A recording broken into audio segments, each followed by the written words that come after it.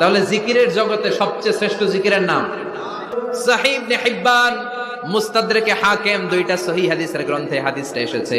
সাইয়েদনা আবু সাঈদ আল খুদরি হাদিসের বর্ণনাকারী বিশ্বনবী বললেন, মুসা আলাইহিস সালাম আল্লাহর ডেকে বললেন, আল্লাহ আল্লিমনি কালিমাতান আদউ বিহা, ও আল্লাহ এমন একটা স্পেশাল জিকির আপনি আমারে শিক্ষা দেন, এই জিকির দিয়ে আমি আপনারে ডাকবো, এই জিকিরটা জানবে শুধু আমি আর জানবেন আপনি, দুনিয়ার কেউ জানবে না।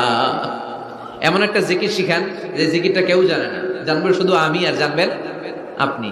আল্লাহ বললেন, মুসা পড়ো লা ইলাহা। মুসা আলাইহিস সালাম বললেন, আল্লাহ জিজ্ঞেস করলাম কি আর কইলেন কি?